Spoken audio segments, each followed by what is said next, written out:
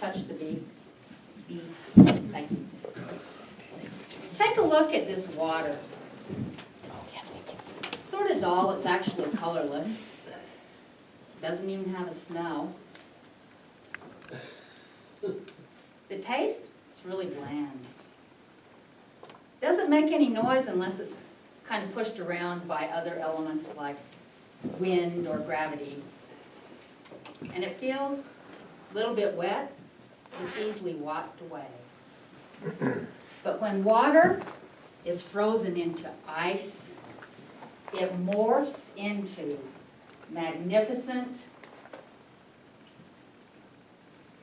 monolithic, multifaceted forms of spectacular shapes, sizes, and shades of color. Today I'm going to show some slides of a trip I took to Antarctica in 2009. A very icy biome with beautiful ice scapes. But ice, as well as having the yin side of beauty, has the yang side. It can be dangerous and treacherous.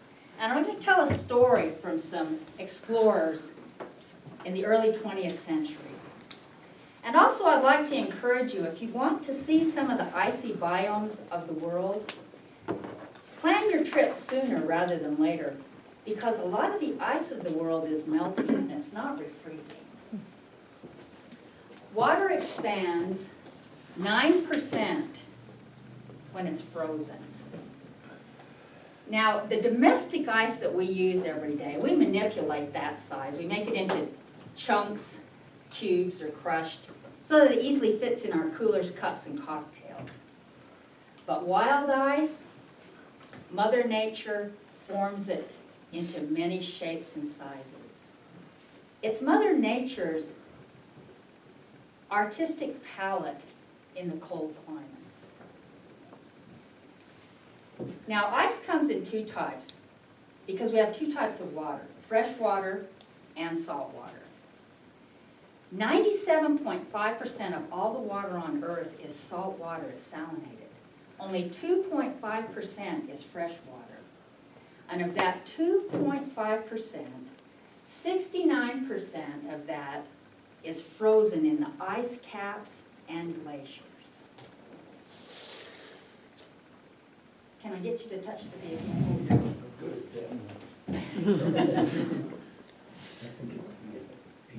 Can you do it again?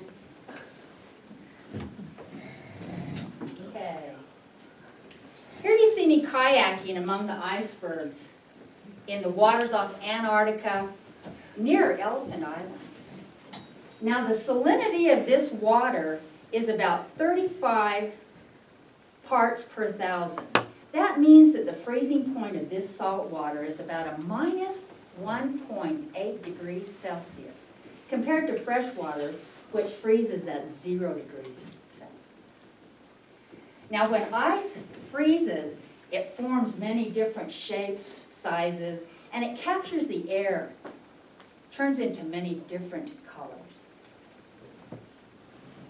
Lots of cruise ships fly the icy biomes now, the icy environments. I would encourage you, if you want to see some of these spectacular, beautiful, wonderful places, book a cruise sooner rather than later. But as well as the beauty, ice can be dangerous and treacherous. In 1914, an explorer from Britain, Ernest Shackleton, put together an expedition called the Transantarctic Expedition. And he had two ships, and he ran into lots of trouble in the ice. The first ship came out of Hobart down here in Australia, and it sailed up to the Ross Glacier ice shelf to lay a resupply line for the trekkers. That ship ran into lots of trouble with the ice, and they ended up recovering in Port Chalmers down there in New Zealand.